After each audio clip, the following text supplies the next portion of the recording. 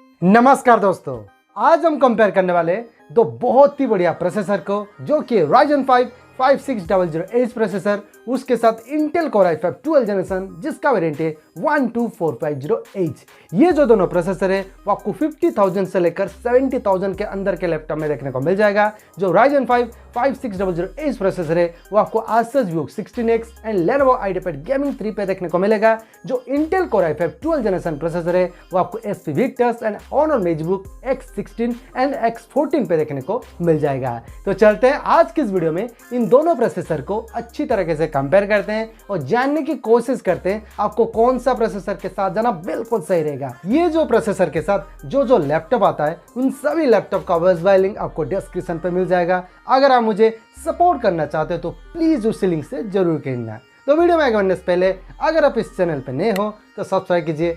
Subscribe करने के साथ बगल में जो बेल आइकन है उसे जोर से दबा दीजिए। ओके, चलते हैं with wasting any time, let's start the video. Hi, this is Divya Jyoti, you watching my channel DTechie।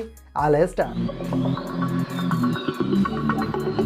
पहले स्टार्ट करते हैं रिलीज डेट से। Ryzen प्रोसेसर रिलीज हुआ था 12 जनवरी 2021 को। अगर हम इंटेल प्रोसेसर के बारे में बात करें वो रिलीज हुआ है 4 जनवरी 2022 को। सो रिलीज डेट के मामले में इंटेल Core i5 12 जनरेशन एक नया प्रोसेसर है। कोर्स एंड आर्किटेक्चर के बारे में Ryzen प्रोसेसर पर आपको 64 बिट Gen 3 आर्किटेक्चर बेस्ड एक हेक्सा कोर CPU देखने को मिल जाता है। अगर हम बात करें इंटेल प्रोसेसर के बारे में, वहां पर आपको 64 bit Alder Lake H architecture based एक 8 कोर्स देखने को मिल जाते हैं, जिसमें आपको परफॉर्मेंस कोर 4 एंड एफिशिएंसी को 4 देखने को मिलता है। तो यहां पर देखें तो Ryzen प्रोसेसर पर आपको टास्क डिस्ट्रीब्यूशन के लिए 6 कोर्स देखने को मिलते हैं। अगर हम इंटेल प्रोसेसर के बारे में बात करें, वहां पर आपको टास्क डिस्ट्रीब्यूशन के लिए 8 कोर्स देखने को मिलता है, जिसमें आपको हल्का फुल्का काम के लिए 4 कोर्स एंड बहुत ही हैवी टास्क के लिए 4 कोर्स देखने को मिलता है। तो यहाँ पर कोर्स एंड आर्किटेक्चर के बारे में बात करें तो इंटेल प्रोसेसर पर आपको ज्यादा कोर्स देखने को मिलता है, बट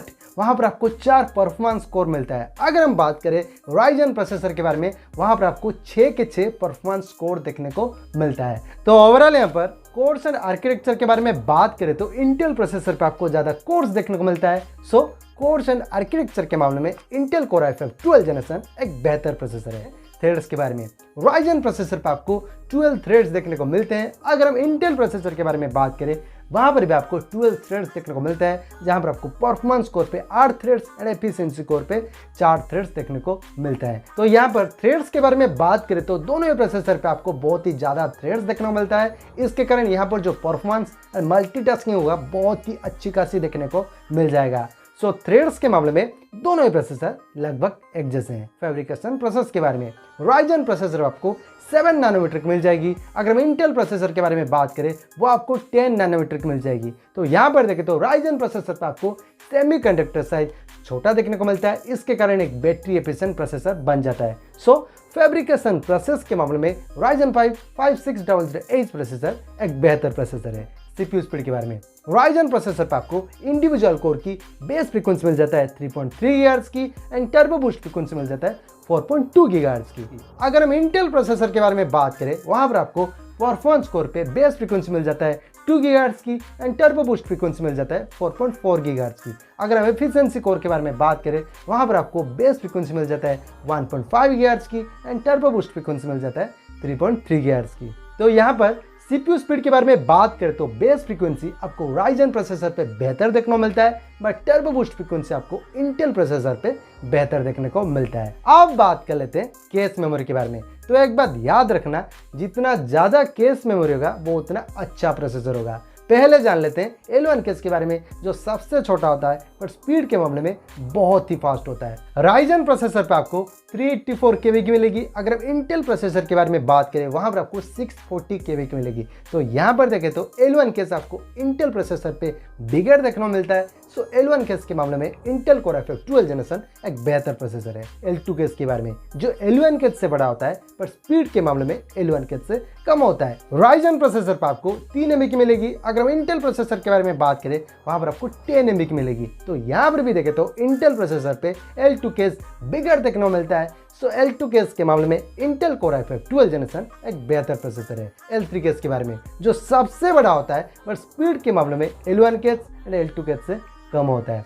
Ryzen प्रोसेसर पे आपको 16 MB की मिलता है। अगर हम इंटेल प्रोसेसर के बारे में बात करें वहाँ पर आपको 12 MB की मिलता है। तो यहाँ पर देखें तो L3 केस आपको Ryzen प्रोसेसर पे बिगड़ देखने को मिलता है। सो L3 केस के मामले में Ryzen 5 5600H प्रोसेसर एक बेहतर प्रोसेसर है।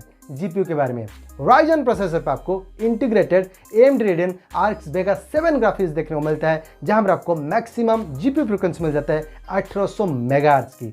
अगर हम इंटेल प्रोसेसर के बारे में बात करें वहां पर आपको इंटीग्रेटेड इंटेल UHD ग्राफिक्स देखने को मिलता है, जहां पर आपको मैक्सिमम जीपीयू फ्रीक्वेंसी मिल जाता है 1200 मेगाहर्ट्ज की। तो यहां पर देखें तो Ryzen प्रोसेसर पे आपको एक बेहतर जीपीयू देखने को मिलता है। सो जीपीयू के मामले में Ryzen 5 5600H प्रोसेसर एक बेहतर प्रोसेसर है। राम के बारे में Ryzen प्रोसेसर पर आपको डुअल चैनल का राम का सपोर्ट देखने को मिलता है, जहां पर आपको मैक्सिमम राम सपोर्ट मिल जाएगा 32 GB की। यहां पर आपको DDR4 एंड LPDDR4X का राम का सपोर्ट देखने को मिलता है, जहां पर आपको मैक्सिमम राम फ्रीक्वेंसी मिल जाता है 4267 मेगाहर्ट्ज की। अगर हम बात करें इंटेल प्रोसेसर के बारे में वहां पर आपको डुअल चैनल का राम का सपोर्ट देखने को मिलता है, जहां पर आपको मैक्सिमम राम सपोर्ट मिल जाएगा 64 GB की। यहाँ पर आपको DDR4 LPDDR4X DDR5 and LPDDR5 का राम का सपोर्ट देखने को मिलता है, जहां पर आपको मैक्सिमम रैम फ्रीक्वेंसी मिल जाता है 5200 मेगाहर्ट्ज की। तो यहाँ पर देखें तो इंटेल प्रोसेसर पर आपको ज़्यादा रैम का सपोर्ट देखने को मिलता है। उसके बाद यहाँ पर आपको वेराइटी ऑफ रैम का सपोर्ट देखने को मिलता है। उसके बाद यहाँ पर आपको हाई फ्रीक्वेंसी का रैम का सपोर्ट भी देखने को मिलता है। सो नो डाउट रैम के मामले में इंटेल कोर i5 12 जनरेशन एक बेहतर प्रोसेसर है। टीडीपी के बारे में जो हम बोलते हैं थर्मल डिजाइन पावर के बारे में, दोनों प्रोसेसर पर आपको टीडीपी मिलता है 45 वाट की, जो कि बहुत ही हायर देखने को मिलता है। सो यहाँ पर जो पावर कंजप्शन होगा बहुत ही ज़्यादा देखने को मिलेगा। सो टीडीपी के मामले में दोनों प्रोसेसर लगभग एक जैसे हैं। सीपीयू टेम्परेचर के बारे में Ryzen प्रोसेसर पर आपको मैक्सिमम ऑपरेटिंग टेम्परेचर मिल जाता है 105 डिग्री सेल्सियस की। अगर हम इंटेल प्रोसेसर के बारे में बात करें वहाँ पर आपको मैक्सिमम ऑपरेटिंग टेम्परेचर मिल जाता है 100 डिग्री सेल्सियस की। तो यहाँ पर देखें तो Ryzen प्रोसेसर बहुत ही गर्मी झेल सकता है। सो सीपीयू टेम्परेचर के मामले में Ryzen 5 5600H प्रोसेसर एक बेहतर प्रोसेसर है। PCI एक्सप्रेस वर्जन के बारे में Ryzen प्रोसेसर पर आपको वर्जन 3.0 का सपोर्ट देखने को मिलता है। अगर हम बात करें इंटेल प्रोसेसर के बारे में वहां पर आपको वर्जन 4.0 का सपोर्ट देखने को मिलता है। तो यहाँ पर देखें तो इंटेल प्रोसेसर पर आपको लेटेस्ट जनरेशन का PCI एक्सप्रेस वर्जन का सपोर्ट देखने को मिलता है। सो PCI एक्सप्रेस वर्जन के मामले में इंटेल कोर i5 12 जनरेशन एक बेहतर प्रोसेसर है। अब जान लेते हैं दोनों प्रोसेसर के बेंचमार्क स्कोर्स के बारे में। पहले जान लेते हैं Cinebench R23 के बारे में। Ryzen प्रोसेसर पर आपको सिंगल कोर में मिल जाएगा 1364 एंड मल्टी कोर में 9877। अगर हम इंटेल प्रोसेसर के बारे में बात करें वहां पर आपको सिंगल कोर में मिल जाएगा 1600 एंड मल्टी कोर में 9984। तो यहाँ पर देखें तो सिंगल कोर का स्कोर एंड मल्टी कोर का स्कोर आपको Intel core i5 12 generation processor पे बेहतर देखने को मिलता है। उसके बाद बात कर लेते हैं पासमार्क सीपीयू के बारे में। Ryzen प्रोसेसर पर आपको सिंगल कोर में मिल जाएगा 3054 एंड मल्टी कोर में 18284। अगर हम इंटेल प्रोसेसर के बारे में बात करें वहां पर आपको सिंगल कोर में मिल जाएगा 3596 एंड मल्टी कोर में 19785। तो यहाँ पर भी देखें तो सिंगल कोर का स्कोर एंड मल्टी कोर का स्कोर आपको Intel core i5 12 generation processor पे बेहतर देखने को मिलता है। उसके बाद जान लेते हैं Geekbench 5 के बारे में। Ryzen प्रोसेसर पर आपको सिंगल कोर में मिल जाएगा 1395 एंड मल्टी कोर में 6905।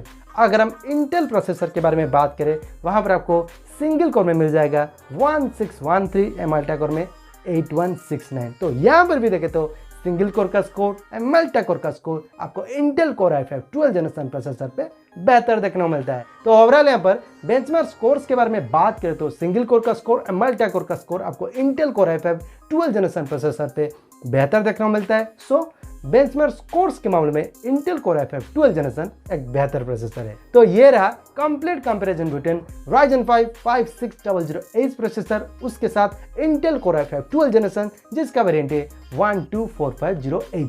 अब जान लेते हैं दोनों प्रोसेसर के प्रोस के बारे में। पहले जान लेते हैं Ryzen 5 5600H प्रोसेसर के प्रोस के बारे में। पहले तो यहाँ पर आपको ज़्यादा परफॉर्मेंस कोर्स देखने को मिलता है। उसके बाद यहाँ पर आपको बेटर CPU स्पीड देखने को मिलता है। उसके बाद यहाँ पर आपको पावरफुल इंटीग्रेटेड GPU देखने को मिलता है। उसके बाद यहाँ पर आपको L3 केस बिगर देखने को मिलता है। उसके बाद यहाँ पर आपको हायर CPU टेम्परेचर देखने को मिलता है। एंड एट लास्ट यहाँ पर आपको सेमीकंडक्टर साइज छोटा देखने को मिलता है। अगर हम बात करें Intel Core i5 12 generation processor के प्रोस के बारे में, पहले तो एक नया रिलीज हुआ प्रोसेसर है। उसके बाद यहाँ पर आपको ज़्यादा कोर्स देखने को मिलता है। उसके बाद यहाँ पर आपको हायर टर्बो क्लॉक स्पीड देखने को मिलता है। L1 L2 के बिगर देखने को मिलता है। उसके बाद यहाँ पर आपको हायर रैम फ्रीक्वेंसी का सपोर्ट देखने को मिलता है एंड ज़्यादा रैम का भी सपोर्ट देखने को मिलता है। उसके बाद यहाँ पर आपको लेटेस्ट जनरेशन का PCI Express वर्जन का सपोर्ट देखने को मिलता है। एंड एट लास्ट यहाँ पर आपको बेंचमार्क स्कोर्स बहुत ही अच्छा देखने को मिलता है। तो ओवरऑल यहाँ पर कंक्लूजन के बारे में बात करें तो इन दोनों ही प्रोसेसर के अंदर कौन सा बेटर प्रोसेसर है, मेरे हिसाब से जो Intel Core i5 12 generation processor है ना, वो बेटर प्रोसेसर निकल कर आता है अगर हम कंपेयर करें Ryzen 5 5600H प्रोसेसर के साथ, क्योंकि वहाँ पर आपको ज़्यादा कोर्स देखने को मिलता है। उसके बाद यहाँ पर आपको एक अच्छा खासा CPU स्पीड देखने को मिलता है। उसके बाद यहाँ पर आपको L1 L2 के बिगर देखने को मिलता है एंड यहाँ पर आपको हायर फ्रीक्वेंसी का रैम का सपोर्ट देखने को मिलता है। एंड एट लास्ट यहाँ पर आपको बेंचमार्क स्कोर्स बहुत ही ज़्यादा अच्छा देखने को मिलता है। तो यहाँ पर विनर निकल कर आता है Intel Core i5 12 generation. But अगर हम GPU परफॉर्मेंस के बारे में बात करें तो यहाँ पर Ryzen 5 5600H प्रोसेसर विनर निकल कर आता है। अगर हम सिर्फ इंटीग्रेटेड GPU के बारे में बात करें तो Ryzen 5 प्रोसेसर बहुत ही ज़्यादा अच्छा प्रोसेसर है अगर हम कंपेयर करें Intel Core i5 12 generation processor से। सो बात सिंपल है, अगर आपको GPU इंटेंसिव टास्क करना है 50 से लेकर 70,000 के अंदर इंटीग्रेटेड GPU के साथ, अगर आपको मतलब ग्राफिक्स इंटेंसिव टास्क ज़्यादा करना है तो आप Ryzen 5 5600H प्रोसेसर के साथ आप जा सकते हो। अगर आपको CPU इंटेंसिव टास्क ज़्यादा करना है तो आप Intel Core i5 12 generation processor के साथ आप जरूर जा सकते हो। तो ये रहा मेरा ओपिनियन। आपको क्या लगता है मेरे ओपिनियन के बारे में, आप मुझे कमेंट सेक्शन पे बता सकते हो। अगर आपको किसी के बारे में डाउट आता है तो मुझे कमेंट सेक्शन पे पूछ सकते हो या फिर मुझे इंस्टाग्राम पे मैसेज कर सकते हो, मैं आपको जरूर से रिप्लाई दे दूंगा। और हाँ, आप कौन सा प्रोसेसर के लिए इंटरेस्टेड हो प्लीज़ मुझे कमेंट सेक्शन पे जरूर बताना। तो चलते हैं, वीडियो को यहीं पर ख़त्म करते हैं। अगर आपको वीडियो अच्छी लगी तो लाइक कीजिए, शेयर कीजिए, सब्सक्राइब कीजिए। सब्सक्राइब करने साथ बगल में जो बेल आइकन है उसे जरूर दबा देना, क्योंकि फ्यूचर में अगर कुछ अपडेट आता है तो आपके पास जरूर नोटिफिकेशन आ जाएगा। तो चलते हैं, थैंक यू, बाय बाय, जय हिंद, वंदे मातरम।